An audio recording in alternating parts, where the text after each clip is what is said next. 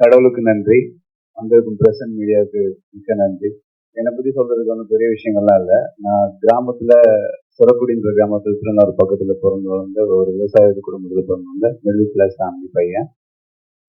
அங்கிருந்து யூஷுவல் எல்லா நம்ம இந்தியாவில் வளர எல்லா பசங்களும் இருக்கிற மாதிரி கிரிக்கெட்லேயும் ஒரு ஆர்வம் இருந்தது, சினிமாலேயும் ஆர்வம் இருந்தது. சின்ன வயசுல கிராமத்துல நிறைய ஸ்டேஜ்ல டான்ஸ் ஆடி அதுல இருந்து வர கிளாப்ஸ் அவங்க தூக்கிட்டு போய் கொண்டு வந்து விட்ட விஷயங்கள் வந்து மனசுல ஆழமா பதிஞ்சிருந்துச்சு. ஸோ கிரிக்கெட்டும் ஃபாலோ பண்ணி போயிட்டு இருந்தேன். சினிமா சைட்லயும் ஒரு ஆசை இருந்துச்சு. அந்த சினிமா சைட்ல வர்றது வந்து அவ்வளவு ஈஸியான விஷயம் இல்லை. கிரிக்கெட் ஆனா நீங்க விளாண்டுட்டே இருக்கும் ரெகுலரா. அதை நான் பண்ணிட்டு இருந்தேன். அப்புறம் குடும்ப சூழ்நிலை காரணமாக நாங்கள் எனக்கு கீழே தம்பி தம்பிச்சுனா இருந்தாங்க. அந்த ரெஸ்பான்சிபிலிட்டி காரணமாக நான் கிரிக்கெட் மட்டும் படிச்சுட்டு படிப்புல கவனம் செலுத்த ஆரம்பிச்சேன். அஸ் யூஷுவல் எல்லா மிடில் கிளாஸ் ஃபேமிலி சொல்ற மாதிரி ப்ளஸ் 2 முடிச்சிரு, அடுத்து டிகிரி முடிச்சிரு, அடுத்து ஒரு வேலையை வாங்கிடு அப்படின்னாங்க. அதுலயே என் வாழ்க்கை போயிடுச்சு மோஸ்ட்லி. கடவுள் புண்ணியத்துல நல்ல வேலை கிடைச்சி ஆஸ்திரேலியால போய் செட்டில் ஆகணும். அங்க ஆனா கிரிக்கெட்டை விடாம தொடர்ந்து விளையாண்டுட்டு இருந்ததுனால நேஷனல் பி டீம் வரைக்கும் விளையாண்டுட்டு இருக்கேன். அப்ப இந்தியா டீம் வரும்போது அந்த டீமுக்கு ஆப்போனண்டா ப்ராக்டிஸ் மேட்ச் வருவாங்க.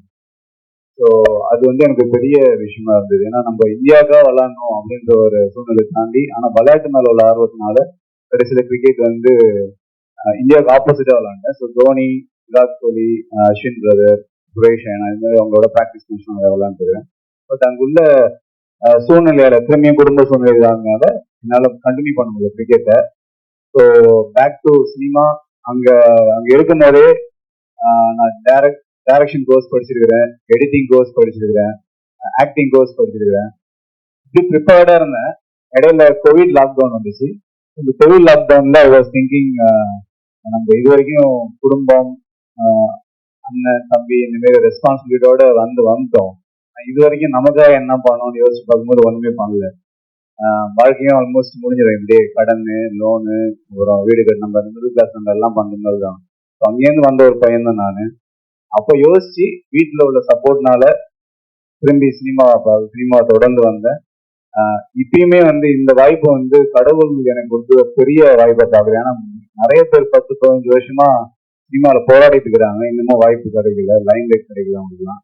எனக்கு வந்து ஒரு 3 வருஷம் தான். கோவிட் லாக்டவுன் தாண்டி வந்தது வந்து உடனே பிரபுசாலமன் சாரோட ஒரு டிராவல் இருந்துச்சு. அது இந்த இயர் 2ல ஆரம்பிக்கிறோம். பட் அதை தாண்டி அண்ணன் வந்து நான் ஒரு ஆக்சிடென்டா ஒரு சின்ன ஒரு மீட்டிங்ல தான் பார்த்தேன். அந்த ஒரு மீட்டிங் வந்து ஜூன் 1 நடந்துச்சு. இப்ப அதுக்குள்ள பிப்ரவரி 14 படம் வருதுன்றது வந்து பெரிய ஆச்சரியம்.